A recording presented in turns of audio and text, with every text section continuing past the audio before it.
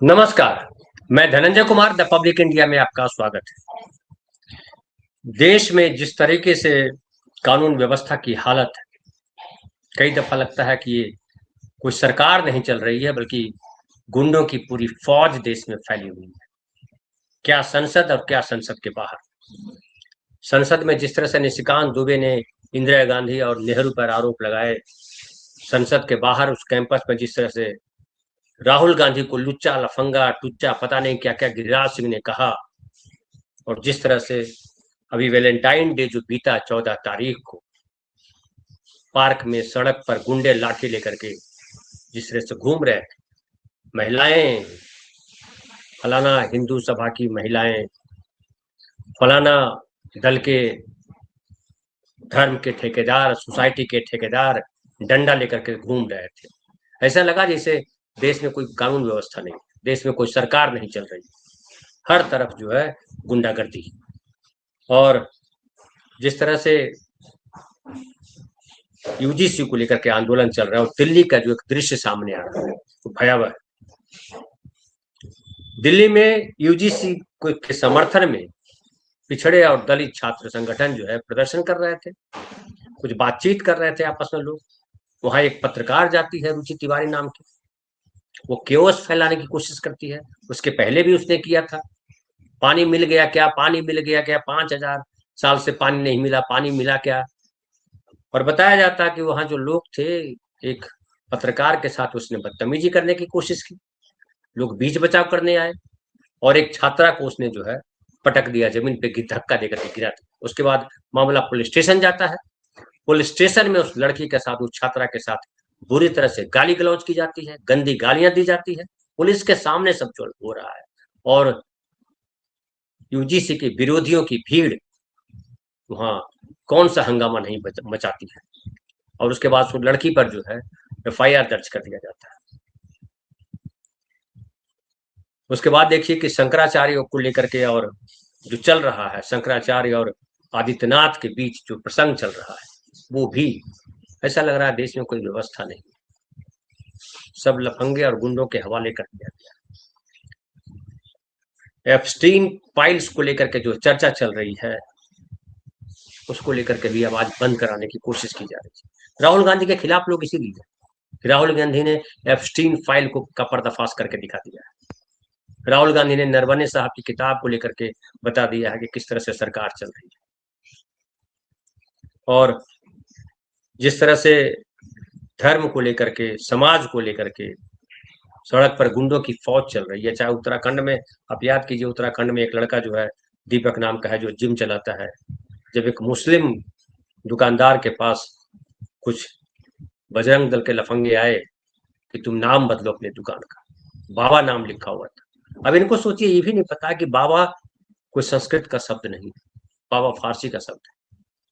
और उस बाबा को ये अपना बाबा बना करके, हमारे यहाँ बाबा का मतलब होता है दादाजी, उसको लेकर के कह रहे हैं बदलो। अब शब्दों पर ये दादागिरी करने लगे। राम पर, कृष्ण पर, देवी देवताओं पर तो इनकी दादागिरी थी, लेकिन अब शब्दों को लेकर के बहस करने लगे हैं, झगड़ा करने लगे हैं। जो शब्द न सनातनी शब्द है, न संस्कृत के शब्द है, वो विदेशी शब्द, इनको इतनी भी नहीं पता। लेकिन ये सब क्यों कर रहे हैं? ये सब गुंडागर्दी इसलिए कर रहे हैं ताकि लोगों के भीतर भय पैदा हो। और दुर्भाग्य की बात है कि ये भय जो है, जो कल तक लग रहा था कि हिंदू मुसलमान कर रहे हैं, ये हिंदू मुसलमान से आगे बढ़कर के दलित पिछड़े तक पहुंच गया है। अब दलितों पिछड़ों की हालत भी जो है, उनके खिलाफ तमाम किस्म की गुंडाई की जा रही है। जिससे मुसलमानों के साथ मॉब लिंचिंग की जा रही थी, मुसलमानों को परेशान किया जा रहा था, वही अब दलितों और पिछड़ों के साथ किया जाने लगा है। अब याद कीजिए मणिपुर, मणिपुर में क्या हुआ? मणिपुर में क्रिश्चियन हिंदू का झगड़ा फैलाया गया, और जो झगड़ा फैलाया गया, केवल गुंडे उसमें शामिल नहीं थे, बल्कि सरकार भी उसमें शामिल थी। आज तक नरेंद्र मोदी मणिपुर जाकर के उन झगड़ों को लेकर के बात नहीं कर सके। आसाम जाते हैं, वो हाईवे पे जो है एयरक्राफ्ट, सेना के एयरक्राफ्ट से उतरते हैं, वहां पे जगलरी करते हैं, और चीन की सीमा से 300 किलोमीटर दूर अपना एयरक्राफ्ट उतारते हैं, चीन की सीमा पर उतारते हैं। तब समझ में आता कि हाँ, वो चीन को धमका रहे हैं। लेकिन वो वहां से कांग्रेस को गाली दे रहे हैं। वो कह रहे हैं कि कांग्रेस जो है देश तोड़ने का काम कर रही है, देश तोड़ने का काम कर रही है कांग्रेस। तो आपकी सरकार क्या कर रही है? आपके गृह मंत्री क्या कर रहे हैं? गृह मंत्री से कहिए मुकदमा दर्ज करें उन लोगों के खिलाफ जो देश को तोड़ने की बात कर रहे हैं। लेकिन हकीकत ये है कि नरेंद्र मोदी और उनकी सरकार के लोग ये तमाम लफंगों को आगे इसलिए कर दिया है कि हर तरफ से ये घिर गए हैं। अमेरिका में जो हुआ पिछले दिनों न्यूयॉर्क कोर्ट में निखिल गुप्ता के खिलाफ जो है सजा सुनाई गई और 24 साल की जेल हुई। निखिल गुप्ता ने स्वीकार किया कि हाँ, हमने गुरुपतवंत को मारने की कोशिश की, करवाई, साजिश में मैं शामिल था। और पूरा प्रसंग जानते हैं कि उसमें भारत सरकार की कितनी भद हुई, क्योंकि उसके पीछे नाम ये आ रहा है कि भारत सरकार के कुछ लोगों ने उसकी हत्या करवाने की कोशिश की। अभी अडानी साहब का नाम फंसा हुआ है, आपको पता ही है कि अडानी जो है अमेरिका के ग्रिप में है। अभी वकील जो है वो हायर किया, सबसे महंगा वकील अडानी ने हायर किया है ताकि उनको डिफेंड किया जा सके। रिश्वतखोरी का मामला आपको पता ही होगा। फिर देखिए एप्स्टीन फाइल मामले में जो है हरदीप पुरी जी का नाम सीधे सीधा आया है। हरदीप पुरी ने खुद स्वीकार किया है, वो पेट्रोलियम मिनिस्टर है। अमेरिका कह रहा है कि तुम रूस से पेट्रोल नहीं खरीदो, अमेरिका कह रहा है कि तुम जो है वेनेजुएला से पेट्रोल खरीदो, और वेनेजुएला से तेल की खेप आनी शुरू हो गई है। रिलायंस ने पहली खेप मंगा ली, इंडियन ऑयल और जो दूसरी सरकारी कंपनियां हैं तेल की, वो भी वहां से मंगा रही है तेल, और बुकिंग हो चुकी है। अप्रैल में पहली खेप उनकी भी आ जाएगी। तो अमेरिका तमाम तरीके का दबाव डाल रहा है, भारत सरकार चुप है। चूंकि भारत सरकार के मंत्री, प्रधानमंत्री का भी नाम आया है, उस पर चुप्पी है। एप्स्टीन से क्या मिलने गए थे, क्यों मिलने गए थे हरदीप पुरी को अचानक मंत्री कैसे बनाया गया? उस समय तो वो सांसद भी नहीं थे, उनको मंत्री बनाया गया, पेट्रोलियम मिनिस्ट्री दी गई उनको। और हरदीप पुरी ने खुद ही कहा कि हम जो है एप्स्टीन के साथ, जेफरी एप्स्टीन के साथ 4 बार मिले, 3 या 4 बार मिले। क्यों मिले? कुछ जरूरी काम था, जबकि वो घोषित हो चुका था कि वो यौन अपराधी है, उसको सजा हो चुकी थी, फिर भी मिले। और देखिए कितनी ढिठाई से कह रहे हैं कि हम बढ़िया काम करने गए थे, हम गलत काम से नहीं गए थे। गलत काम से नहीं गए थे तो एप्स्टीन फाइल खुलने से पहले क्यों नहीं बताया देश को कि हम इसमें जा चुके हैं, कन्विक्टेड है, लेकिन हम गए थे फलाना काम करने के लिए? अभी आप प्रेस कॉन्फ्रेंस कर रहे हैं, सफाई दे रहे हैं, क्योंकि आपको प्रेशर पड़ा होगा। और जिस तरीके से ट्रंप नरेंद्र मोदी सरकार को या कहिए भारत सरकार को उस पर दबाव बनाया हुआ है कि जैसा हम कहें वैसा करो। और केवल ट्रंप नहीं बोल रहा है, ट्रंप के मंत्री बोल रहे हैं, डिपार्टमेंट के प्रवक्ता बोल रहे हैं, सब कह रहे हैं कि वही करना होगा भारत को जो हम कहेंगे। राहुल गांधी जब सवाल उठाते हैं कि ये भारत माता को बेच दिया गया, यूएस स्टील देश के लिए नुकसानदेह है, तो उनके खिलाफ गाली गलौज करते हैं। ये जो कपास वाला मैटर है, अब देखिए बांग्लादेश और भारत को, अब देखिए बांग्लादेश जब टेक्सटाइल यानी कपड़ा निर्यात करेगा अमेरिका, बांग्लादेश से जब कोई कपड़ा जाएगा अमेरिका तो उस पर 0% टैरिफ लगेगा। भारत से जब जाएगा कपड़ा तो उस पर 18% टैक्स लगेगा। ये कैसी डील है भाई? राहुल गांधी ये उठा रहे हैं कि ये कौन सी डील है?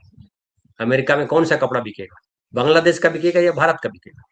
भारत का जो व्यापारी है वो 18% टैरिफ देगा, महंगा होगा कपड़ा। बांग्लादेश का व्यापारी जो होगा उसको 0% टैरिफ लगेगा, सस्ता होगा उसका कपड़ा। तब ये बता रहे हैं, राहुल गांधी ने जब ये आरोप लगाया तब इनके मंत्री कहते हैं कि वो शर्त उनकी ये है कि अगर आपको 0% टैक्स चाहिए तो आपको कपास जो है वो अमेरिका से खरीदना होगा। अब अमेरिका से कपास खरीदेंगे तो भारत के कपास उत्पादक किसान क्या करेंगे? आपको पता है कि खास करके जो गुजरात है, जो महाराष्ट्र है, वहां कपास की खेती होती है। अब गुजरात और महाराष्ट्र के किसान सबसे ज्यादा आत्महत्या करते हैं, खासकर महाराष्ट्र की बात करें तो। क्यों आत्महत्या करते हैं? क्योंकि उनकी फसल मारी जाती है, उनकी फसल की सही कीमत नहीं मिलती है। और जब आप नहीं देंगे, वहां से कपास नहीं खरीदेंगे अमेरिका से, तो आपको 18% टैरिफ देना पड़ेगा। तो ये कपास उगा के किसान करेंगे क्या? खबर तो ये भी आ रही है कि बांग्लादेश जब वहां से खरीदेगा कपास अमेरिका से, तो भारत से नहीं खरीदेगा। पहले वो भारत से कपास खरीदता था। तो जो कपास के किसान हैं वो क्या करेंगे? 18% टैरिफ जो है जब देगा, टेक्सटाइल इंडस्ट्री देगी, तो टेक्सटाइल इंडस्ट्री को नुकसान है, क्योंकि कपड़ा वहां महंगा होगा, बिकेगा नहीं।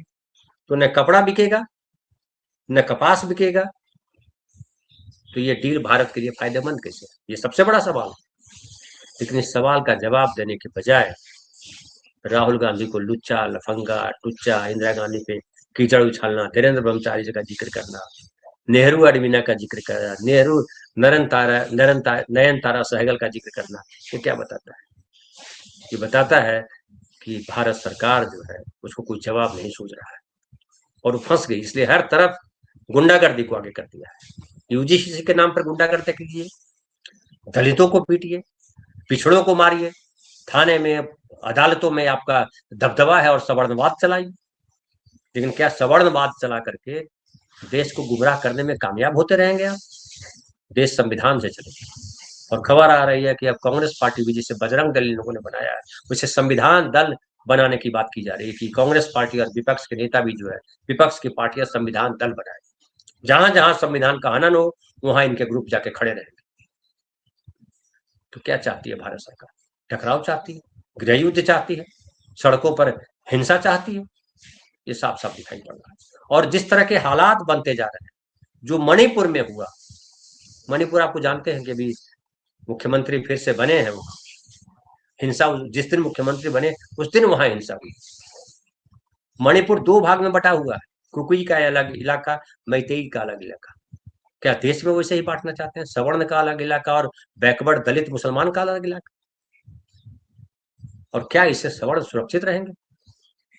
जो भाजपा सरकार कर रही है, सवर्णों को लग रहा है कि भाजपा सरकार हमारी सरकार है, हिंदू राष्ट्र बना देगी, सवर्ण का कब्जा हो जाएगा। लेकिन दरअसल नरेंद्र मोदी सरकार समाज में जहर घोल रही है और वो जहर सवर्णों के खिलाफ जाएगा। सवर्णवादी जो कर रहे हैं उसका नुकसान जो है सवर्ण सीधे साधे लोगों को होगा, सही लोगों को होगा। ठीक है, आप अभी न्यायपालिका में, कानून व्यवस्था में, सिस्टम में आपके लोग भरे पड़े हैं। आप 10 साल, 20 साल, 25 साल गुंडाई कर दोगे, लेकिन आज नहीं कल जब दलितों, पिछड़ों और मुसलमानों का नंबर बढ़ेगा और ये जहर जो आप आज बो रहे हैं वो कैसे भरेंगे?